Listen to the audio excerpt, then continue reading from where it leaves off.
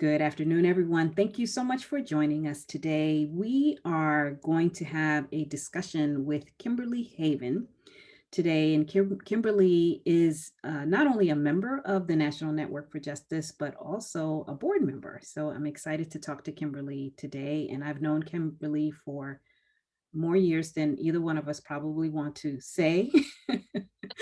But thank you for joining us today, Kimberly. Kimberly is the Director of Policy, Advocacy and Outreach from Prison Cells to PhD. And Kimberly is a thought leader and a powerful voice and force in the social justice movement. She is a focus issue expert and is frequently called upon to speak on issues such as women in prison, women's reproductive justice, voting rights and democracy, collateral consequences, conditions of confinement, mass incarceration and reentry, pretrial reform, and parole and probation reforms as well. She is a sought-after expert testifying before legislators and providing media commentary on a broad range of criminal justice reform and advocacy issues, and she consults with state and local elected officials and executives on criminal justice issues. She has an extensive background in community organizing, creating advocacy campaigns, and leading legislative campaigns. She is uniquely familiar with the criminal justice system because of her own incarceration and is adept at organizing in this space. So with that, I welcome Ms. Kimberly Haven. Hi, how are you today? I'm good, Angela. Thank you so much for having me today. I love this. Boy, I sound Sure. really impressive on paper. I know all of us, like we read our bios, it's like, oh, I did all of that and Right? more. I should say and more, because your bio is extensive, but in order to maintain time levels here, we won't go into everything. So tell me, what have you been up to lately in the work that you've been doing? Well, for a lot of people, COVID caused things to basically kind of shut down. For those of us that are in this space, COVID made us pivot. And so, if anything, my work picked up. The conversations took on a different tone, they took on a different sense of urgency. So, talking about things like conditions of confinement, talking about the impact of COVID on our prison systems. And for anybody that follows us, organizationally, or that is an organizational member, they know that COVID, the footprint of COVID is still being felt. And so, this is going to be a 2 week thing, and then everything was going to go back to normal. And well, that did not happen. And so there were a lot of disruptions to what was happening behind our prison walls. The other part of it is that it not only shone a bright light on what was wrong and how we were not just as a prison system or as a jail system or corrections or anything else, but as a country, we were not prepared for a pandemic. And so this kind of shone that bright light on, this is not going to be the last time. So what are we going to learn from this? But at the same time, we're trying to have those conversations about moving forward. We're still trying to move the people that are behind the fence up and along in terms of continuing their programming, their parole access, their court dates. I mean, and that took a huge hit. So there have been a lot of fits and starts along the way, and a lot of fallback, but also some movement. And so I do sort of think that for people that work and organize in this space, COVID was a very mixed bag. So the last year, wow, it's really been a year. The last year have been very trying, but also encouraging. And so while the way we did things may have been impacted and or come to a complete halt, the other part of it is that it created new opportunities for collaborations and conversations. Yeah, I think you're right about that, because I think a lot of people who didn't necessarily even know anything about prison industrial complex, or know anything about, or really want to even talk about the fact that there are so many Black and Brown people and Indigenous people behind the walls, and how the impact of what's going on behind the walls affects what then happens in communities when people do come home, because people do come home. And so I think that has allowed for others to kind of have a broader view about how community and society functions overall, not just those of us who are out, but for those who are behind the walls. So tell me a little bit about what you were doing in or are doing in Baltimore, particularly because Baltimore is one of those hot spots in terms of where you we know the issues with Freddie Gray being, thrown into the back of a police van and ending up, on life support and then dying. A lot of the Black Lives Matter movement, came not just from that instance, but a lot of protests and people just really saying that the police and some of their actions have not been necessarily kind of helping communities. So what have you been doing, your organizations have been doing around any issues dealing with legislation and policing issues? Well, we've been doing a lot actually, and I think the I was asked this the other day about what I thought the problems were, and of course, again, if I were really to elucidate all of the problems that really exist, I'd still be on that call, right? But I think that the hardest part is that we don't want to have the hard conversations. And so you're right, with Freddie Gray, with everything that has happened since Freddie Gray, you a person on the outside might have thought, why didn't we learn from Freddie Gray? And yet here we come every week there's something different. Every time our communities, our Black, brown, and indigenous communities are just being decimated by police, by misunderstanding, by not having the conversation. And you and I've been in this space for a very long time together. And we always said that if we don't invest on the front end, we pay on the back end. And that's still what's happening. And so our Black and brown communities are really considered low-hanging fruit. Women are considered especially considered low hanging fruit and correctional afterthoughts. So whether it's at P2P, whether it's with Reproductive Justice Inside or the new group Forward Justice Maryland, that is a decarceration campaign, all of these efforts are around having those really difficult conversations and bringing the stakeholders to the table to have the conversation to say, where do we go from here? How do we learn from this? How do we make substantive changes that allow us to invest in potential, invest in our communities? How do we put money in the front end? So to that end, we supported a lot of policing reform legislation. We're also launching and getting more and more involved in participatory budgeting, where community actually has a say in how city, state, county, local budgets are developed. And without input from the community, that's how we see what's happened. And so now community members are saying we need to be a part of these conversations. And Mhm. so to the extent that we can create these broad tables, that's what we've been endeavoring to do, particularly over the last couple of months. Now with the legislative session in Maryland being over, we are now looking at what was passed, what wasn't passed, what did we oppose and that kind of snuck its way in anyway, and how do we really monitor and hold people accountable and make these systems transparent.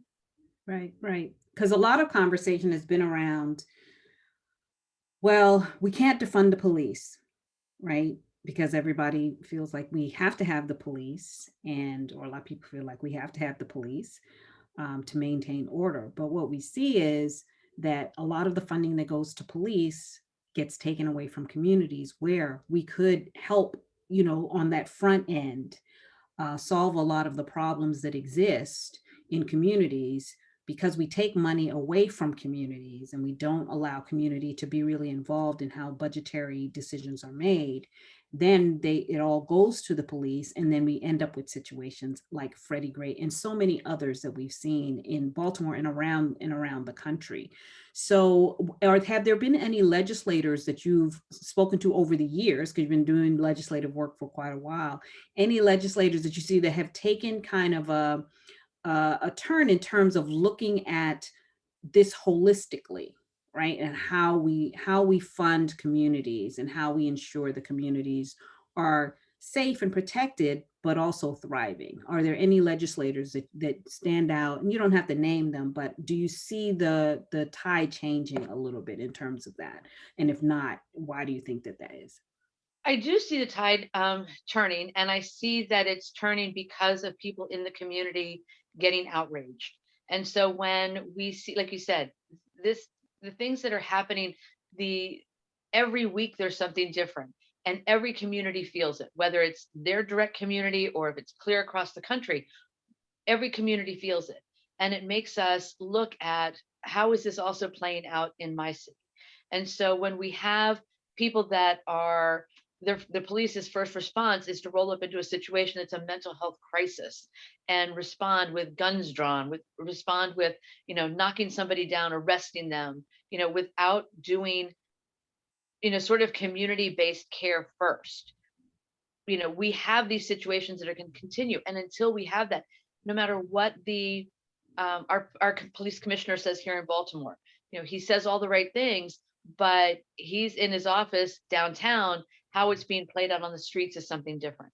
So there are legislators that are looking at it, from our city state's attorney, who has, taken a very broad and very not publicly friendly to the opposition on what she's going to do for drug arrests, for low level, offenses, not going to prosecute. She understands the importance of not saddling somebody with the collateral consequences of an arrest that leads to conviction. We have several state legislators, Joel Carter, Senator Joel Carter, for instance, who's been in this space for a very long time, who's now, I think, has been pushed to the point of literally, she just kind of says, oh, hell no, what are we going to do? And she's not alone. Our Senate Judicial Proceedings Chair, Will Smith, Vice Chair Jeff Waldstreicher, Luke Clippinger, even, who is a prosecutor in the House Judiciary, they're all taking a hard look at this and recognizing that the system isn't working. What do we need to do better? Getting rid of the law enforcement officers' Bill of Rights, you know, recognizing the power that the union has to drive what's happening in our community and Mhm. dismantling that to the extent that they can, I think is a huge step. But it's because of the community. The Right, community is the one that is making the outcry. And that outcry is just getting louder. right, right. And I do see in Baltimore, because although I lived in Silver Spring, Maryland prior to moving to Delaware, I did see a lot of community just activism, because people are just tired. They're just tired, and they want to see change. They don't want crime in their communities, and they don't want to see police come in if there is a mental health situation. And we know now, with COVID, how many people are dealing with mental health issues? People who would never have even, like, you would never even think that they would have had any type of a mental breakdown, or not even a breakdown necessarily, just having days of just being stressed and overwhelmed, that that now the police are being called, and we're in situations where they have to make that decision, and they're not trained. We know that they're not trained to handle those situations. I know in a lot of jurisdictions that they're looking at bringing in some mental health folks that would be on a hotline, and they would call, and the community would say, well, this is a situation where, my brother is, he's really having some challenges.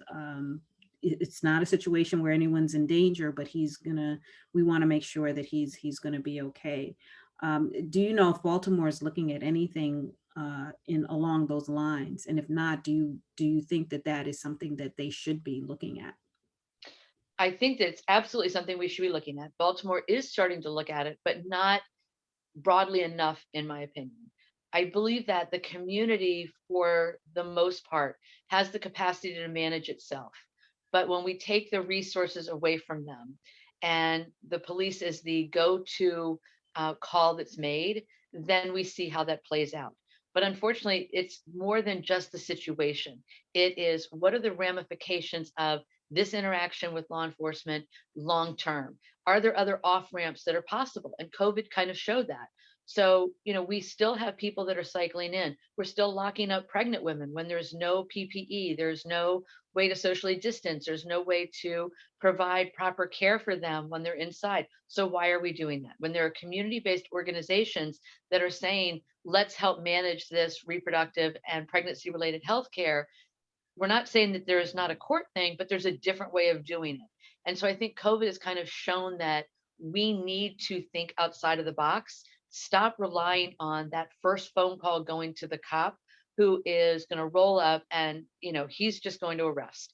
He might ask a couple of questions, but he's going to arrest. When you're right, it could be something as simple as, my brother lost his job. My brother just snapped for a second. He just needs somebody to talk to. He needs that community support, because community can look after itself. Community wants to look after itself. Remember when, okay, I'm older than you, but remember when, okay, maybe your mom told you this, when we were growing up and you did something wrong at the top of your block, by the time you got back home, every Mhm. grandma, every mom had already whipped your Mm. butt all the way down. Your mom already knew it. She still whipped your butt, but she heard about it because the community looked out for each other. The community knew each other. The Right. community was invested in making sure that people were safe, that Mhm. people were doing the right thing. Yeah, And people we've were gotten away disciplined. from that. People were Exactly. disciplined before you got home. As you said, people were Yep. disciplined.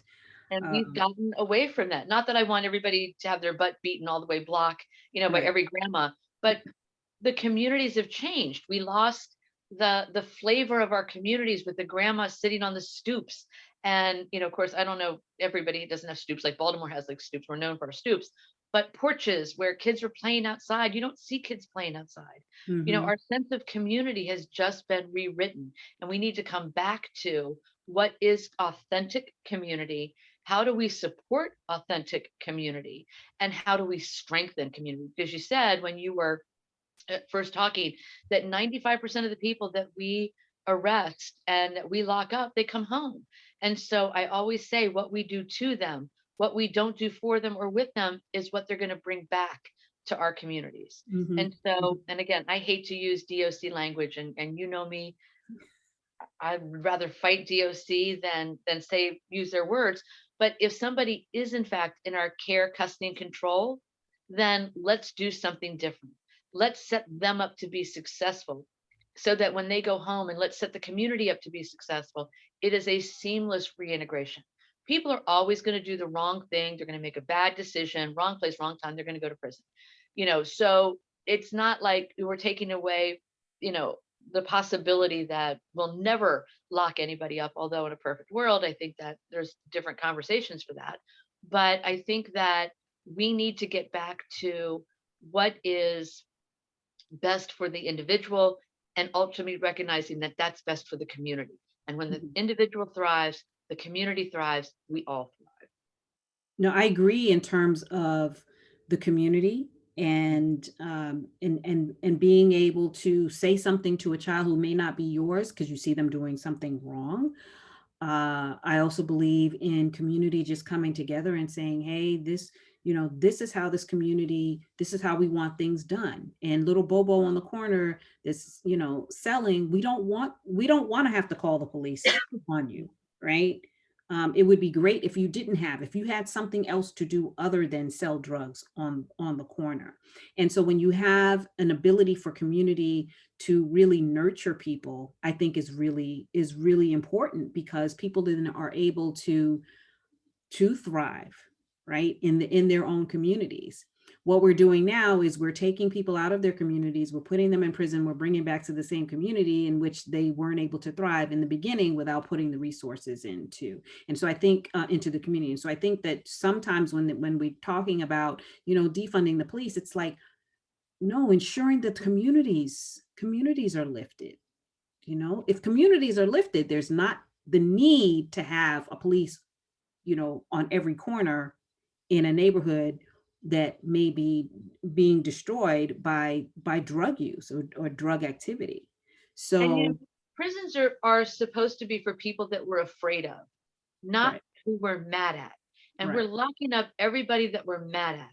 And so, I get the sense that we can't defund the police, because there are things that we do need the police for. Okay, smaller list than what they kind of think. But there are certain things that they need.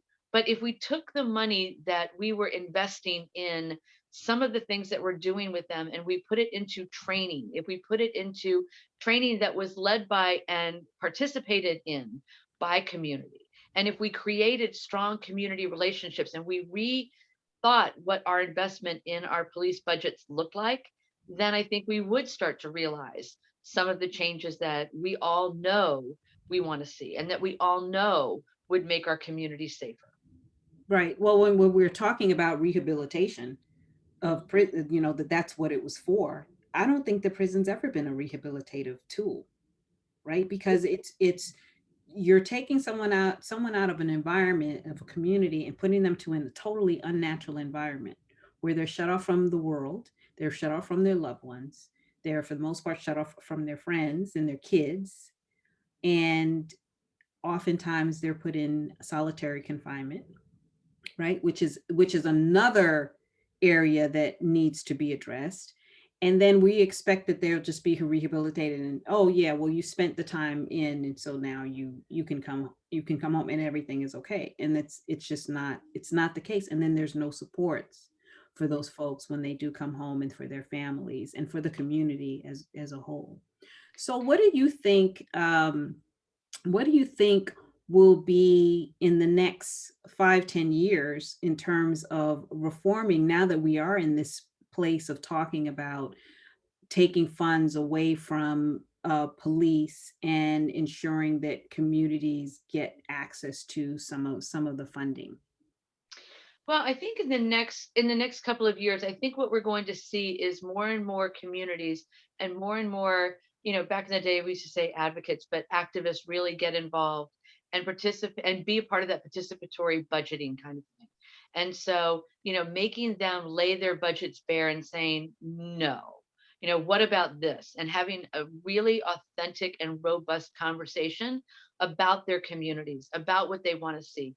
But I think that it's also going to be incumbent upon leadership to listen and to think outside of the box, because what we've been doing has only destroyed communities and individuals' lives. And so I think that we'll see that happen. I think too that we're going to see more and more legislation drafted. I mean, me, I'm a policy wonk. I love to write legislation, and Yeah, that so really, anyone who needs help, Kimberly's the person. I mean, I learned that I don't say this enough, so I'm going to actually shamelessly plug myself. I am the only formerly incarcerated woman in the state of Maryland who has written policy that's been passed into law 3 times. Um, so I'm And pretty that proud. is quite an accomplishment, so And yay. so at 2 o'clock in the morning, I am the most dangerous woman in the world, because something will wake me up and go, well, why the heck aren't we doing that? We need a policy for that. Um, and so I think that we'll see more and more policies that are drafted and driven by the most impacted, whether it's somebody who has actually been incarcerated or it's a community member who says, nope, I need to do this. And it starts local. And so honestly, at that grassroots level, go to those meetings, raise your voice, talk to your city councilman. I think we've also gotten away from the fact that we elected all these people. So they work for us, not the other way around. And so going in and saying, you campaigned on X, but you're not doing it. We need you to do it. And making the demands. And I think people are going to start flexing their voice over the next couple of years. I'm excited about that, to be perfectly honest.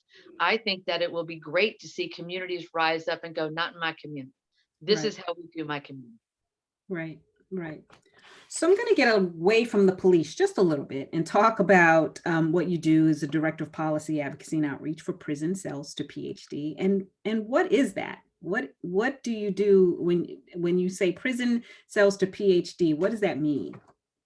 So organizationally, I think it is probably one of the most unique and one of the most transformative programs that I've had the privilege of being associated with. So at from prison cells to PhD, P2P, we invest in potential. So we believe that education is a pathway out of poverty. It is a economic empowerment tool. It is a reentry strategy. And so we provide mentoring, we provide scholarships, we provide that wraparound support for individuals who are incarcerated and formerly incarcerated, because again, COVID, we had to kind of pivot to pursue their their higher education dreams. So, for instance, we have the first no defense to Neil deGrasse Tyson, but we're going to have the first African American formerly incarcerated astrophysicist go to Mars. And he is a P2P ambassador out in Denver. We believe in investing in the potential so people see themselves as more than what society says they can be. I always say that I met some of the most brilliant people behind the fence, and given a legitimate opportunity, given the education that they need, they will achieve all that they want to be. And so that's what P2P does. So every scholar that is involved in our program, that is enrolled in our program, is surrounded not just by the team, and we have a program director, we have volunteer mentors, we have tutors, we have support staff, we have me writing legislation. Like, we worked on the Pell Restoration campaign to restore Pell funding. Now we're still working on nationwide, as a matter of fact, through our Unlock Higher Ed Coalition, to unlock the box on higher education applications. We just passed a bill in Maryland that closed the loophole on third-party applications. Someone's criminal record should not be used against them. And, it's just kind of like this way to drive somebody further into the ground. What difference does it make? And so we took that off of the applications. We're doing that across the country with advocates. And so we're trying to reduce the barriers to higher education, to include vocational training, for people to be something more than what society has said that they can be.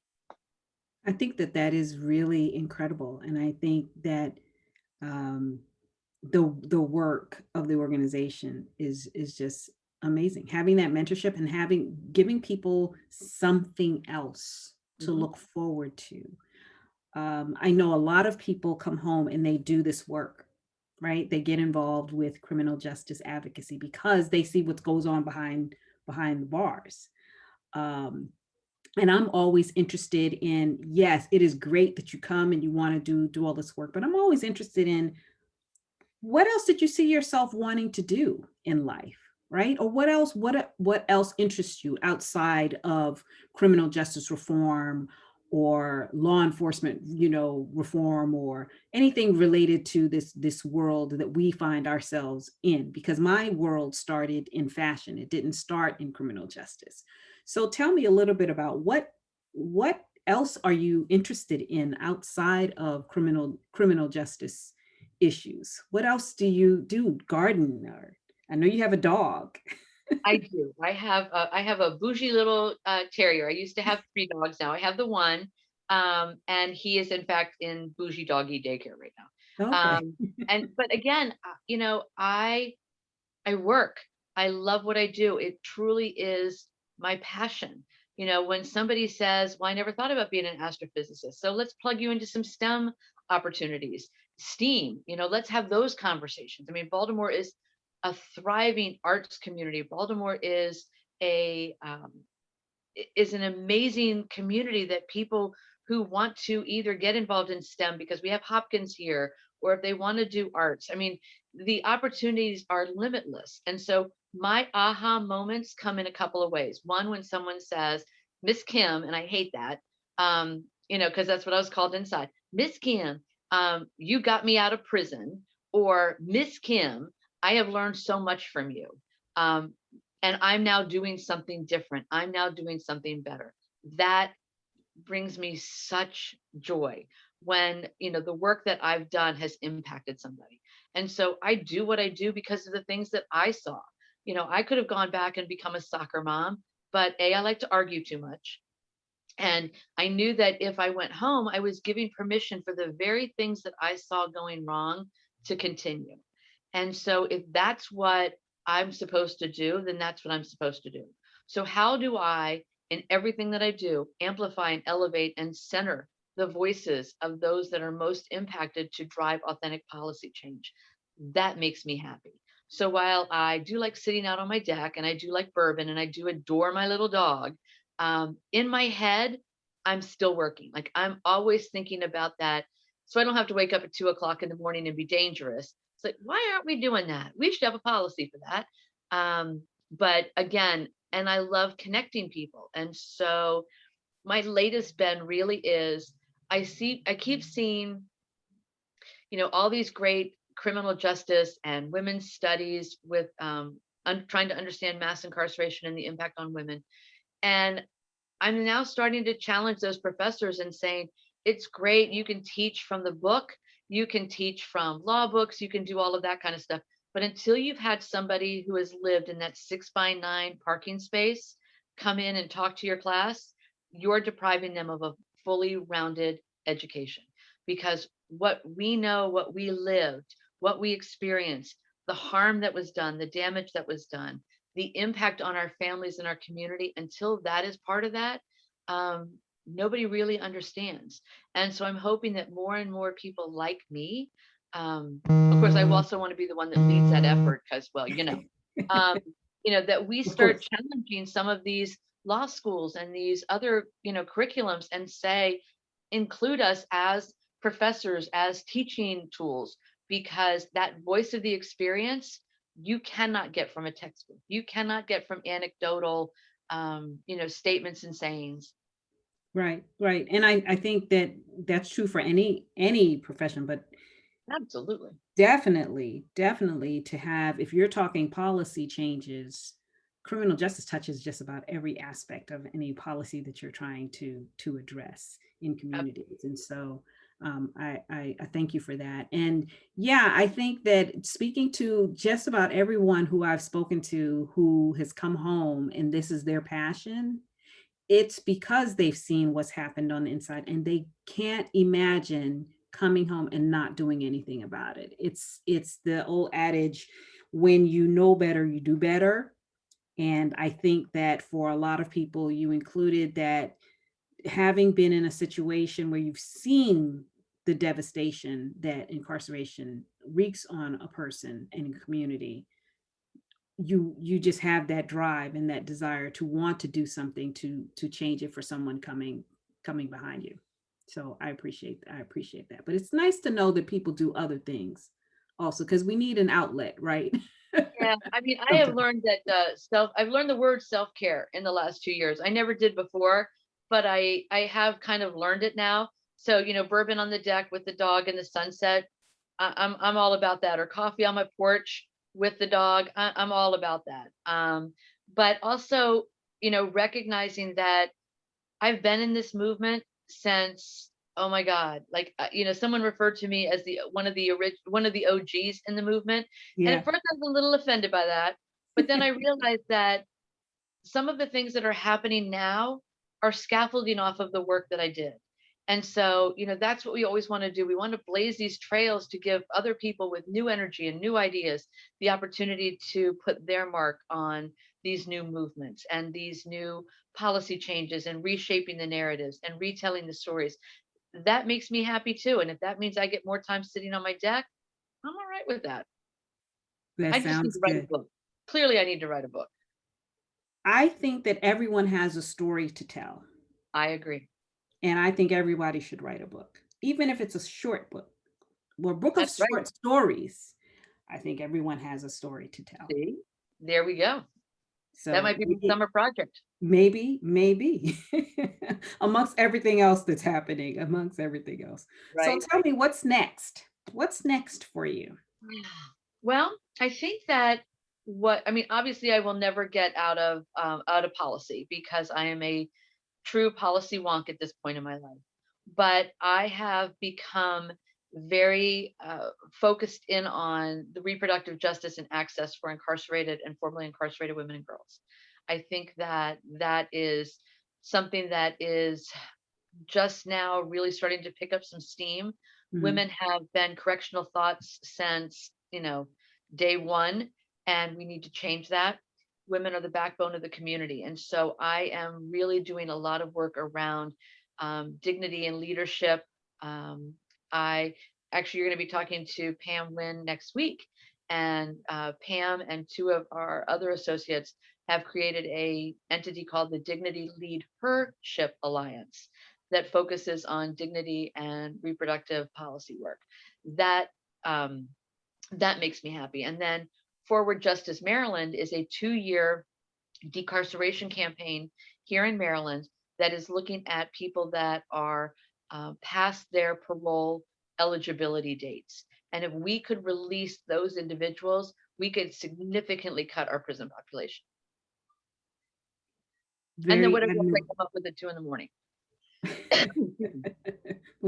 Well, that's going to be a mainstay. I think I have that too. I wake up at 2 in the morning with all of these thoughts in my head. Right? And then I try to force myself to go back to sleep. And I'm like, okay, just get up and write it down. Just get up and write it down. Exactly. So tell me, how can people connect with you if they want to connect with you? The easiest way is through my Gmail, kimberlyhaven@gmail.com. People are also more than welcome to call me. I know I'm just, please do not call me and say you're from dealer services about my extended warranty, because I'm getting like 5 of those a day. But my phone number is 443-987-3959. And I would be happy to talk to anyone about supporting their efforts around policy or around amplifying, elevating, and centering the voices of the directly impacted, formerly incarcerated individuals to lead policy change. Because, our friend Glenn Martin, said, and we all quote it, it's kind of like stealing Oprah's aha moments. Those closest to the problem, are also close to the solution, but furthest from the resources. And so anything that I can do to help build out campaigns or provide any kind of consulting service in any of the fields that I work in, I am more than happy to connect and work with anybody, because it's going to take all of us reaching out and saying, you know, there's no new wheels really to create, so let's replicate, and let's make it so that what I did in Maryland might work in Tennessee. I'm happy to do that. How do we scale that? How do we Mhm. spread that? How do we share that knowledge base? That, I think, is probably the easiest way for people to get involved. Well, I thank you very much. It has been a pleasure talking to you today. And as I said, we've known each other for umpteen years. I think I came to a meeting in Baltimore where I first met you when I started doing this work. So I thank you for taking time today with me, board member Haven. Thank you. I love NNJ this. Board Member Haven. And yeah, I'm sure that people will be getting in touch with you, because I think that having that ability to look at policy, write policy, I think is a definitely a skill that a lot of people would love to have, right? To be able to say, this needs to change. How do I write policy? Because I think in terms of legislative process, a lot of us don't necessarily know outside of, I'm just a bill. Yes, I'm only a bill. I'm sitting here on Capitol Hill. I love that. Oh, I forgot all about that one. Yeah, I mean, I remember seeing that, Schoolhouse Rock and all. But I ended up working for a congressperson and a state legislator. And so I got the behind the scenes, how the sausage is made, how slow things sometimes can go.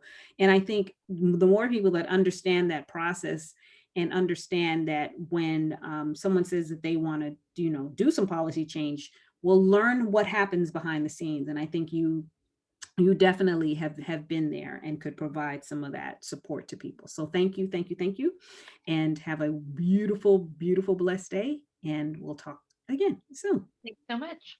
Take care.